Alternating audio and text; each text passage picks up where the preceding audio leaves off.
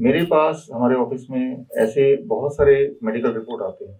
कल ही की बात है, एक हमारे तो मित्र बन गए हैं भैया जी। इलाहाबाद का है कोई यहाँ पे? इलाहाबाद, हाँ है ना। इलाहाबाद में भैया जी का बहुत सारे चैरिटेबल हॉस्पिटल हैं, बड़े बड़े हॉस्पिटल। एक अच्छे इंसान है, 50 साल की उम्र है, टीका लगाते हैं। और उन्होंने बहुत ही दुखी दिख रहे थे, तो आके बोला कि मैं बहुत बीमार हूँ। मैं कैसे बीमार हो आप? तो उन्होंने रिपोर्ट दिखाई, ठीक है ना, कैंसर, लिवर सिरोसिस, ऐसे कुछ कुछ लिखा था उसमें। तो मैंने रिपोर्ट को पढ़ा, मैंने कहा कि आपको कोई तकलीफ है? कहा हाँ तकलीफ है। क्या तकलीफ है? लिवर सिरोसिस है, कैंसर है। मैंने कहा आपको कोई डिस्कम्फर्ट है, कुछ वीकनेस है, कोई दर्द है? कहा हाँ बहुत तकलीफ है, लिवर सिरोसिस और कैंसर है। मैंने कहा ये नहीं पूछना, ये तो इसमें देख लिया, आपको क्या दिक्कत है? उन्हें बहुत समय लगा ये समझने में कि मैं पूछना क्या चाह रहा हूँ। मैंने कहा आपके शरीर में जो कोई भी एक दिक्कत हो वो आप बताओ, ना कि रिपोर्ट के अलावा। उनके दिमाग के अंदर घुस गया था कि मुझे लिवर सिरोसिस है और मुझे तो कैंसर है। तो मैंने पूछा कैंसर है तो आपको कैसे पता? रिपोर्ट बताती है। मैंने रिपोर्ट तो एक बार बता दिया। कहा डॉक्टर ने बोला कि हर 2 महीने बाद आके चेक कराते रहना। तो 2 महीने बाद चेक कराते रहते हैं और हर 2 महीने बाद वो डॉक्टर आपको बताता है, वो डॉक्टर उनको बताता है कि आपका कैंसर और बढ़ गया और बढ़ गया और बढ़ गया, ठीक है ना। तो खैर उनको मैंने समझाया, और यही चीज मैं आपको पहली चीज समझाना चाहता हूँ। ये आप मेरे जाने के बाद भी जब ये खत्म हो जाए तो आप एक दूसरे को भी ये समझाइएगा, report is always secondary. Primary आप बीमार हैं कि नहीं, वो सिर्फ और सिर्फ आपके डिस्कम्फर्ट तय करते हैं। जैसे मान लो अगर मैं आपको बोलता हूँ या कोई पेशेंट बोलता है मुझे सिर में दर्द है, क्या दुनिया की कोई ऐसी टेस्ट है, ब्लड टेस्ट है या स्कैनिंग है जिससे सर दर्द है या नहीं इस पेशेंट को बता सके? नहीं है ना। ये कौन बताएगा? सिर्फ वो पेशेंट ही तो बताएगा ना। किसी को सर में दर्द है, किसी को पैरों में दर्द है, तो वो पेशेंट ही बताएगा कि मुझे दर्द है, तो ही उसके लिए कोई ब्लड रिपोर्ट से नहीं पता चलेगा। तो अगर पेशेंट, तो मैं ये बोलना चाह रहा हूँ कि ठीक इसी तरह से पहले तो आपको ये पूछना पड़ेगा खुद से या पेशेंट से कि क्या आपको तकलीफ क्या है। तो उससे तय होता है कि आप बीमार हैं या नहीं है, ना कि रिपोर्ट से तय होता है। रिपोर्ट की जो दुनिया है वो दुनिया आप में से कम लोगों ने देखी या शायद देखी नहीं है, डॉक्टर लोग भी नहीं देखते। एक पैरामीटर दे देते हैं, इससे ऊपर या इससे नीचे हो तो मान, जैसे जैसे थायराइड की बात करते हैं, TSH 1 से 6 के बीच में सब कुछ ठीक है, 6 से ज्यादा हो तो उसको बीमार मान लेंगे। ये एक रैंडम पैरामीटर बना के डाल दिया, और ये पैरामीटर हर बार सुगड़ता जाता है, समझ रहे? जितना वो सुगड़ता जाएगा उतना हेल्दी लोग is converted into sick people. ये कैसे पता चलता है? ये इतिहास से पता चलेगा। जैसे मान लो पहले होता था, आज से करीब 1978, उससे पहले कोलेस्ट्रॉल किसी का अगर 300 से ऊपर होगा तो उसको मानेंगे हाई कोलेस्ट्रॉल, फिर उसको 250 कर दिया, फिर उसको 200 कर दिया, लेकिन अब वो 200 हो गया। अब ऐसा हो गया 200 के अलावा HDL भी एक नई चीज है, LDL भी है जो पहले नहीं होता था, ट्राइग्लिसराइड एक और चीज है।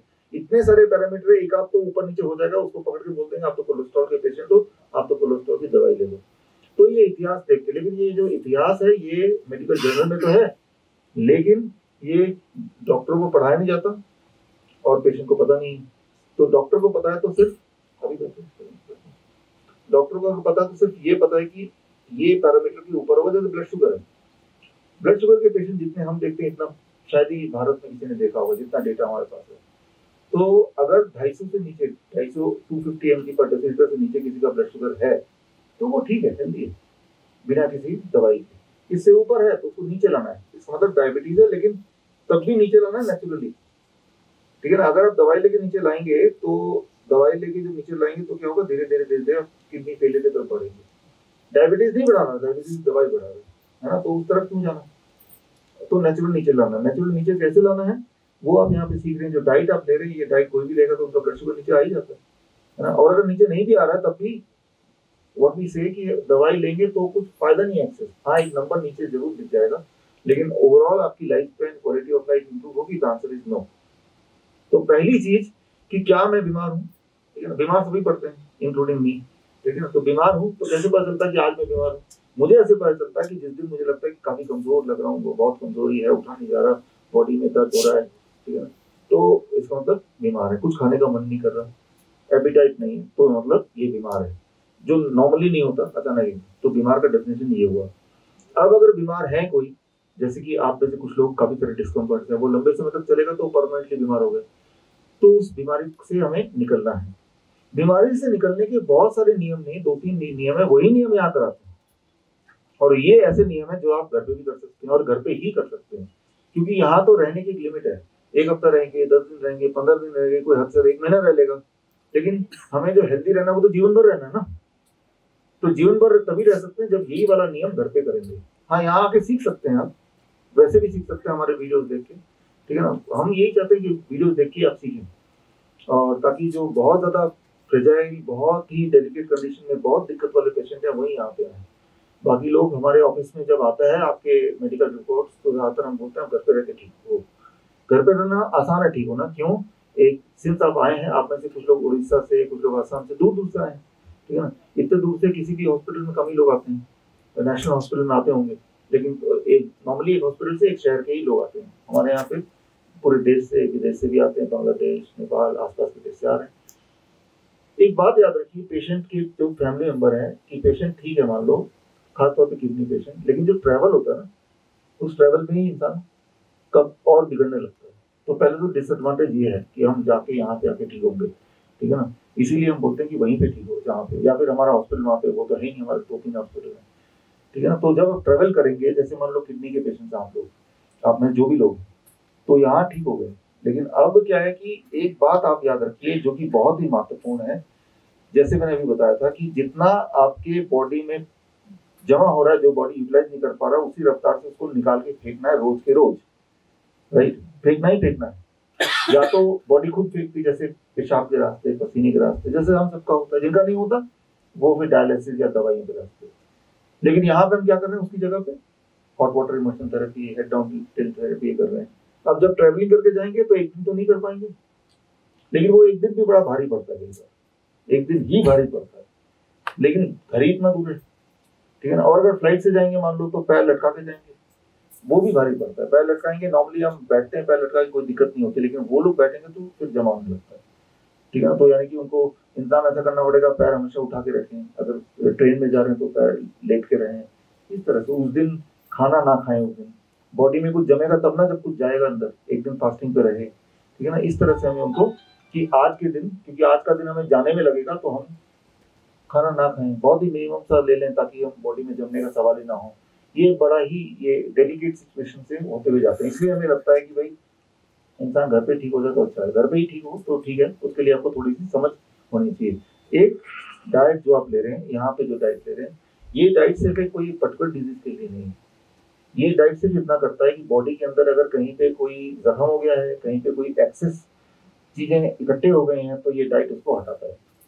डाइट कब हटाता है? डाइट तो न्यूट्रिशन देता है, लेकिन आप दिन में 12 घंटा खाते हैं और 12 घंटा नहीं भी खाते हैं, जब 7 बजे के बाद अगले दिन 7 बजे तक, ये जो 12 घंटा होता है, इस 12 घंटे में what we call as autophagy, ठीक है ना। जहाँ बॉडी को 24 घंटे खाना चाहिए, लेकिन जहाँ पे ट्यूमर बना हुआ है, जहाँ पे कोई जमा हुआ है, एक्सेस कैल्शियम, एक्सेस सोडियम है, बॉडी फिर उसको खाता है।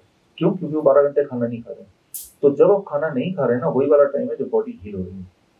तो जो ज्यादा बीमार होते हैं कैंसर के, फॉर एग्जाम्पल, उनके खाने के टाइम को और घटा देते हैं कि आप सिर्फ 6 ही घंटे खाना खाओ, मतलब 10 बजे से 6 बजे तक खाना खाओ, या 10 बजे से 4 बजे तक खाना खाओ, और बाकी पूरा दिन आप 18 घंटे भूखे रहो, ठीक है ना। वो जो 18 घंटे, दैट इज कॉल्ड ऑटोफेजी। उस 18 घंटे में बॉडी हील हो रही है, उसकी हीलिंग टाइम बढ़ा दिया। उनको थोड़ी तकलीफ भी होती है, 6 घंटे खा के बाकी पूरा दिन नहीं खा रहे हैं, एट द सेम टाइम वो हीलिंग टाइम उन्होंने बढ़ा दिया, ठीक है ना। जो कैंसर के पेशेंट्स हैं, उनको हीलिंग टाइम बढ़ाना है। हफ्ते में एक दिन पूरा 24 घंटे का फास्टिंग, यानी हीलिंग टाइम 24 आवर्स हो गया, ठीक है ना। हफ्ते में एक दिन 24 आवर फास्टिंग, और रोज मान लो 12 घंटे, 16 घंटे, 18 घंटे, डिपेंडिंग ऑन कि आप कितनी सिक है, उतनी देर की फास्टिंग। फास्टिंग में, क्योंकि आपके बॉडी में जब ठीक होते हैं आप, तो कोई दवा नहीं ठीक करती, वो बॉडी ही ठीक करती है।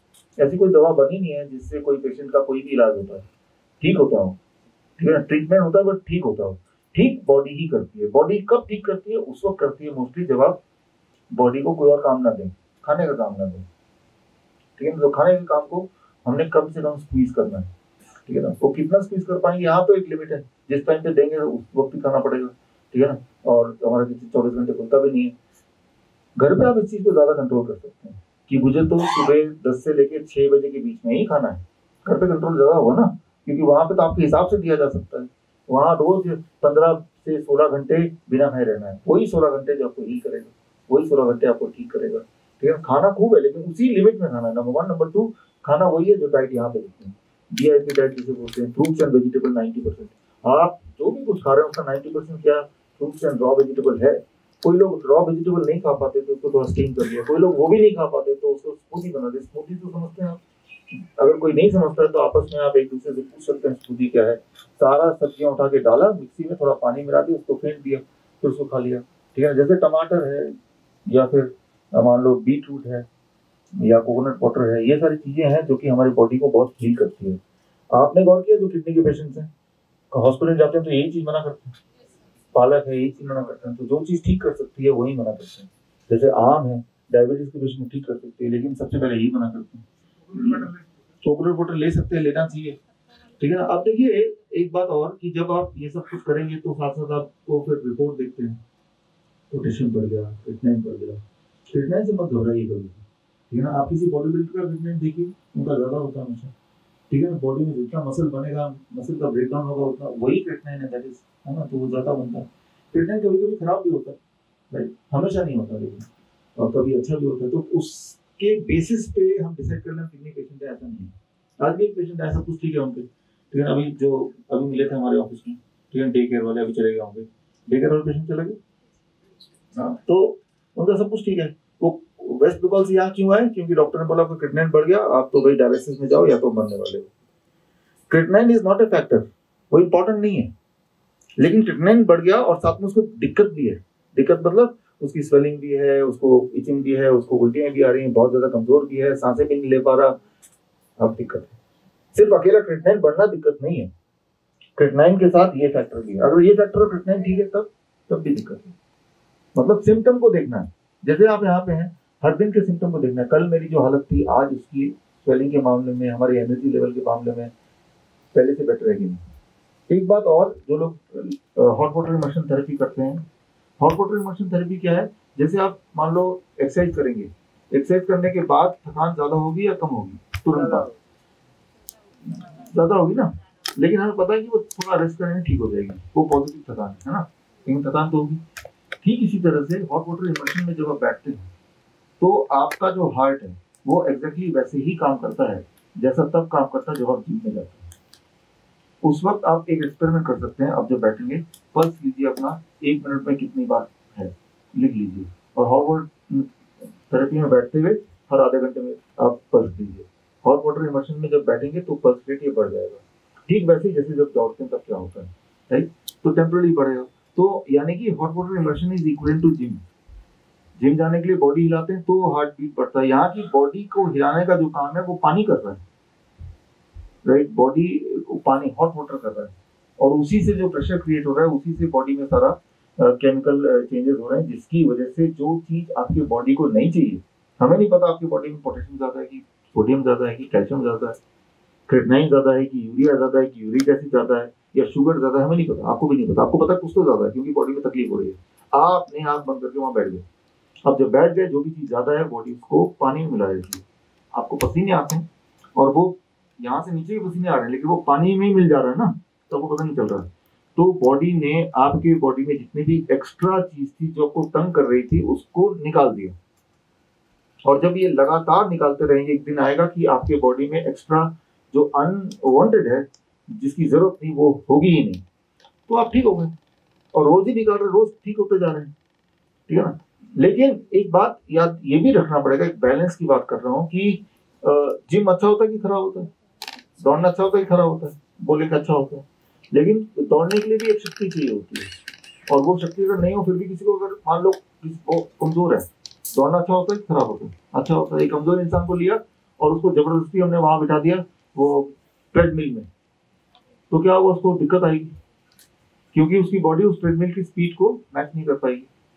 तो कभी कभी जब हॉट वाटर मशीन में बैठेंगे, कुछ लोगों के लिए आप थकने लगेंगे, ब्रेथलेसनेस होने लगेगा, वीकनेस आने लगेगी कुछ लोगों के लिए, तो समझ लीजिए कि आपकी बॉडी को इतना ही जरूरत है, उठ जाइए वहां से, ठीक है। लेकिन 2 घंटे तो करने हैं, हमें तो 15 मिनट में लग रहा है, इस मतलब मल्टीपल टाइम जाके करना पड़ेगा।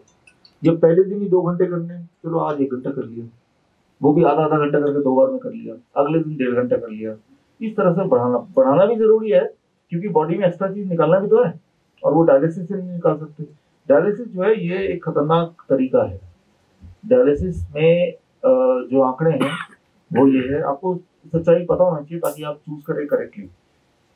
डायलिसिस में 20% पेशेंट की डेथ होती है हर साल। जैसे आज डॉक्टर ने बोला इन 10 को डायलिसिस करना है, आज के 1 साल बाद वो 10 में से 8 ही रह जाएंगे, 2 तो डेथ हो गई, अगले साल फिर 8 ही रह जाएंगे। यानी कि 5 साल में जितने लोग थे वो एक करके they die, not because of the kidney disease itself, because of the complication of dialysis. इसीलिए हमें लगता है कि डायलिसिस से बचना चाहिए। अब आपको चॉइस ही क्या है, चॉइस है जो आप यहाँ पे कर रहे हैं, लेकिन इसकी सिंसेरिटी की भी लेवल है। आज हमने जो स्टडी आपके सामने शेयर किया, वो स्टडी विश्वरूप.com/grad स्टडी में जाके वो पढ़ सकते हैं, जो यूनिवर्सिटी ने किया हमारे थेरेपी पे। रेसिपी बुक हमारा आपके पास है? हाँ है ना, तो हाँ, तो वो जिनको चाहे उनका पीडीएफ हम दे सकते हैं। वो भी पेशेंट्स की डिमांड के बाद हमें लगा, या हम कोई भी चीज़ जब करते हैं तो पहले सोचते हैं हम खुद तो करके देखें। तो 15 साल पहले I tried on my self. हम तो अगर खा ही लेते हैं किसी तरह की चीज़, लेकिन अगर टेस्टफुली खाना है तो क्या करना पड़ेगा, तो उसके लिए हमने अपने अपने रेसिपी बनाई। लेकिन जो रेसिपी हमने बनाई जरूरी नहीं कि वो आपको पसंद आए, लेकिन मैं एक उदाहरण दे रहा हूँ कि आपकी ही रिस्पॉन्सिबिलिटी की कैसे मैं इसको पेश करूँ कि हमारे मन को अच्छा लगे, वो भी आपकी रिस्पॉन्सिबिलिटी है थोड़ी बहुत, ठीक है। और उसके तरीके हैं, क्योंकि हमने देखे कि अलग अलग देशों में जहाँ जहाँ हमारे सेंटर है, उनकी अपने खाने पीने के स्टाइल के हिसाब से लोगों ने अपने अपने रेसिपी अपने अपने जरिए बनाए हुए हैं। आपको भी बनाना है। बदले में वो जो भी डाइट है वो आपको क्या देगा, बदले में आपको हेल्थ देगा। सबसे बड़ी बात, अगर आपको ये पता चल जाए कि देखिए बीमार नहीं होंगे हम, ऐसा तो हो नहीं सकता, लेकिन बीमार होंगे तो हम अपना ध्यान रख लेंगे, ये हो सकता है, ठीक है ना। तो ये कॉन्फिडेंस है। फॉर एग्जाम्पल अगर मुझे कि अगर मैं बीमार होता हूँ तो I need not to worry, मैं अपना ध्यान रख लूंगा, इस पर पैसा खर्च होगा नहीं, ना किसी पास जाना है, ना डरने की जरूरत है, कोई भी बीमारी क्यों ना हो, common cold to cancer, right, headache to heart attack. Heart attack जैसा है, मान लो हार्ट अटैक आ गया किसी को, आपके सामने हार्ट अटैक आ गया किसी को, तो क्या करेंगे आप? एक ही चीज आती है कि हम डॉक्टर को बुलाएंगे, राइट। तो डॉक्टर हॉस्पिटल बुलाएंगे, कितनी देर में आ जाएगा वो, और क्या करेगा वो हॉस्पिटल ले जाएंगे। और हॉस्पिटल में क्या होगा, कोई भगवान तो बैठा है नहीं, क्या कोई दवाई है जो ठीक कर देगी? कई सारे सवाल आते हैं ना। एक चीज हो सकती है, अगर आपको पता हो कि क्या करना है तो आप वहीं पे खड़े हैं, तो आप कुछ कर सकते हैं उसके लिए, जो कि हम करते हैं, ठीक है ना। क्या करते हैं, चलिए बताइए देता हूँ, 1 मिनट लगेगा। देखिए डॉक्टर अवधेश पांडे बताते हैं, जो हम सक्सेसफुली करते हैं, कि अदरक अगर पेशेंट को चबाने दे दिया जाए, चबा पा रहा है तो आंखों से आंसू आ जाएंगे। जैसे आंसू आ जाएंगे उनका हार्ट अटैक का जो वही हॉल्ट हो जाता है। हमने ये देखा, अक्सर ही देखा पेशेंट को। हमारा जो इमरजेंसी प्रोटोकॉल का हमारा जो हेल्पलाइन है, अक्सर ही कॉल आता है, तो हम ऐसे ही बोलते हैं वीडियो कॉन्फ्रेंसिंग पे, वो ठीक हो जाता है। लेकिन वो तो उसी वक्त अगर उसको नॉलेज हो साथ वाले को तभी हो सकता है ना वो। और इसमें कितना पैसा लगा, कुछ भी नहीं लगा, लेकिन कितनी बड़ी बात है। अब इसके अगर ये नहीं है तो क्या है फिर अगला, इंस्टेड ऑफ दिस कि हॉस्पिटल ले गए, डॉक्टर को बुलाया, एम्बुलेंस आया, पता नहीं पेशेंट का क्या हुआ, वो हार्ट अटैक था भी कि नहीं था, इलाज हुआ हार्ट अटैक का, वो था गैस्ट्रिक पेन। तो बहुत सारी बातें हैं। तो मतलब ये है कि नॉलेज ही आपको बढ़ाना पड़ेगा। उसी के लिए यहाँ पे आप देखेंगे एक छोटा सा पार्ट नॉलेज का भी लेक्चर वगैरह होता रहता है। That is the most important thing. Knowledge is health, medicine is not health, hospital is not health, knowledge is health. मान लो किसी को कार्डियक अरेस्ट आ गया, कार्डियक अरेस्ट का मतलब होता है जो लोग किडनी के पेशेंट्स के केयर टेकर है उनको भी पता होना चाहिए, और आज के टाइम में तो हर एक को पता होना चाहिए। आप देखते होंगे आजकल अचानक इंसान खबर आती है वो तो रहा नहीं, कल तक तो ठीक था, अचानक लोग मरने लगे, सडन कार्डियक अरेस्ट, अचानक डेथ होने की जो फ्रीक्वेंसी बढ़ गई है अभी पिछले 1 साल में वैक्सीन के आने के बाद से, ठीक है ना। ये मेडिकल लिटरेचर में तो है ही है, और वैसे भी हम अपने ऑब्जर्व करते हैं अपने आसपास कि वो ठीक थे, अचानक नहीं। इट्स कॉल्ड कार्डियक अरेस्ट, अचानक मर जाना, सब कुछ ठीक है, अचानक हार्ट बीट खत्म हो गया, ब्रीदिंग खत्म हो गई, ये 2 चीज खत्म हो गया तो इसका मतलब ही इज डेड, राइट। तो अच्छा किसी को अगर हार्ट कार्डियक अरेस्ट आ गया कि मर गया, तो व्हाट यू डू? तो आपको सिर्फ एक ही चीज पता है कि हमें तो हॉस्पिटल ले जाना है, लेकिन किसी के मरने के भी 4 मिनट से 10 मिनट के अंदर आपके हाथ में है कि आप उसको वापस जिंदा कर सकते हैं, ठीक है। जो पहले 4 मिनट है उसे कार्डियक अरेस्ट बोलते हैं, ना कि डेथ बोलते हैं। एक्चुअली वो डेथ ही है, डेथ को ही कार्डियक अरेस्ट, दोनों इंटरचेंजेबल है। कार्डियक अरेस्ट का मतलब डेथ, डेथ का मतलब कार्डियक अरेस्ट। या यूं मानो simply, death in next 10 minutes it becomes a death permanent. पहले डेथ टेम्पररी होती है, 10 मिनट तक आपने कुछ किया नहीं तो डेथ परमानेंट हो गई, है ना। कोई जब मरता है तो मरा हुआ है तो पहला 10 मिनट जो है उसको बोलते हैं cardiac arrest, death is temporary. लेकिन उस 10 मिनट में आपने कुछ किया ही उसके लिए, डेथ बिकम परमानेंट, उसे बोलेंगे डेथ। क्लियर है, राइट। तो क्या 10 मिनट में आप फोन करके एम्बुलेंस बुला के ये सब से कुछ हो सकता है? हो ही नहीं सकता, पूरे पृथ्वी में कहीं भी नहीं हो सकता। लेकिन वो 10 मिनट वेस्ट जरूर हो सकता है, वो 10 मिनट खराब जरूर हो सकता है। Are you getting the point? वो 10 मिनट वेस्ट कर दिया आपने। अच्छा, वो 10 मिनट में करें क्या? ठीक है ना। वो मान लो आपके पास 3-4 लोग हैं, एक बेशक हॉस्पिटल को फोन कर रहा है, फोन बुला रहा है, लेकिन बाकी लोग तो खाली है ना। क्यों ना हम कोशिश करें कि पेशेंट को वापस ले आए, वो 10 मिनट का यूटिलाइज करें। 10 मिनट के बाद कुछ नहीं होगा। तो 10 मिनट में क्या करना होता है, that is called cardiac compression. Cardiac compression एक तो होता है सीपीआर, राइट, और एक होता है कार्डियक कंप्रेशन। कार्डियक कंप्रेशन सिर्फ आपको कंप्रेशन देना है, माउथ टू माउथ ब्रीदिंग नहीं देनी है। लेकिन वो कंप्रेशन भी जो देना है उसका एक स्पेसिफिकेशन होता है, कितने इंच डेप्थ होना चाहिए, कितनी उसकी स्पीड होनी चाहिए, राइट, फ्रीक्वेंसी कितनी होनी चाहिए, कैसे देना और कहाँ पे देना है, राइट। तो ये एक कैलकुलेशन, वो कैलकुलेशन हिसाब से करेंगे तो चांसेस है कि पेशेंट जिंदा हो जाए। मतलब कितनी बड़ी बात है, एक मरे हुए इंसान को जिंदा करना, ऐसे बड़ी बात क्या हो सकती है। तो ये स्किल तो सभी को आना चाहिए, क्योंकि आप हॉस्पिटल में जो केयर टेकर्स हैं और बाकी लोग भी हैं, डॉक्टर संजय, डॉक्टर नेहा, आप लोगों को क्या करना है कि कभी जैसे जो लोग खाली बैठे हैं और हमें से कोई फ्री भी है, तो कार्डियक अरेस्ट के कॉम्प्रेशन की प्रैक्टिस करा सकते हैं आप, है ना। ऐसे कर सकते हैं, खाली तो ही है ना, तो थोड़ी प्रैक्टिस कर लीजिए। वो अच्छा है, ये लाइफ स्किल है, कब जरूरत पड़ जाए। आपको डॉक्टर होने की जरूरत नहीं है, क्योंकि जब भी कोई मरता है इंसान, कोई डॉक्टर के सामने जाके थोड़ा ना मरेगा, वो कहीं मर सकता है। और अगर डॉक्टर के सामने जाके मरेगा भी तो डॉक्टर को भी नहीं पता ना, ये डॉक्टर को भी नहीं पता। किसी भी डॉक्टर को बोलेंगे अच्छा करके दिखाइए, नहीं पता उसको, बोल तो देगा जवानी, अच्छा करके दिखाएंगे तो नहीं पता। अच्छा किसी से पूछिए कि कार्डियक कंप्रेशन जो है आप लगातार कितनी देर तक कर सकते हैं, तो वो वही बता सकता है जो कि खुद करके देखा हो। और ऐसा कोई डॉक्टर बहुत कम मिलेंगे, 100 में से कोई एक मिल जाएगा, ठीक है ना। अगर कार्डियक कंप्रेशन आप ठीक से करेंगे 1 से 2 मिनट में आप थक जाएंगे, उससे ज्यादा करेंगे तो आप गलत करने लगेंगे। यानी कि 2 लोगों को पता होना चाहिए, वो 2 मिनट करेगा, वो दूसरा 2 मिनट करेगा। तो ये लाइफ स्किल है, हम में से सभी को कभी ना कभी तो मरना ही है। लेकिन जब हम मरने वाले होंगे तब हम यही दुआ करेंगे मेरे सामने वाले को कार्डियक अरेस्ट का वो कंप्रेशन पता हो, ताकि मैं वापस आ जाऊं, क्योंकि वो तब तो खुद पे नहीं कर सकते अपने ऊपर, अब तो वी आर डेड, है ना। तो ये लाइफ के बड़ी इंपॉर्टेंट स्किल्स हैं जिसको हमने बिल्कुल इग्नोर कर रखा है। यहाँ पे हमारे सारे स्टाफ को आता है, जरूरत भी पड़ती है कभी, राइट, क्योंकि मर तो कभी भी कोई भी सकता है कहीं पे भी, है ना। तो ये सब चीजें आपको सीखनी है। ये आप तभी, इसका नाम है hospital and institute of integrated medical science. Institute भी है, ये हॉस्पिटल ही नहीं है, ये ट्रेनिंग सेंटर ही है। क्योंकि हमारी कोशिश सिर्फ ये नहीं कि जो इलाज के लिए आए वो आपका इलाज हो जाए। हमारी कोशिश ये है, किसी भी हॉस्पिटल जाते हैं तो वो किडनी का अलग डिपार्टमेंट है, डायबिटीज है तो अलग जगह है, राइट, हर चीज़ की अलग दवाइयाँ, हर चीज़ का अलग डिपार्टमेंट्स हैं। यहाँ पे हम एज ए पेशेंट देखते हैं इंसान, उनके सारे जो प्रॉब्लम उनको एक साथ सॉल्व करना है ना। और अभी के लिए नहीं, आगे के लिए भी, कि दोबारा कभी वो सेम चीज़ हो जाए तो आप खुद ही कर पाएँ, वो ट्रेनिंग भी देनी है, ठीक है। तो तभी जाके आप उसको हेल्थ को कर सकते हैं। तो हर चीज़, जैसे मान लो आप एक एक्सपेरिमेंट करना, मान लो किसी को फीवर हो गया, वायरल फीवर, जैसे कोविड बोलते हैं आजकल, पहले खांसी जुकाम बोला करते थे इसी चीज़ को। तो ऐसे में यहाँ अगर किसी को हो जाता तो हम क्या करते हैं, क्योंकि हमारे पास तो आप आए ही हैं, कोई 5 दिन के लिए, कोई 7 दिन के लिए, उसमें अगर किसी को फीवर हो गया, मतलब फ्लू हो गया, तो 3-4 दिन तो ऐसे ही वेस्ट हो जाएंगे।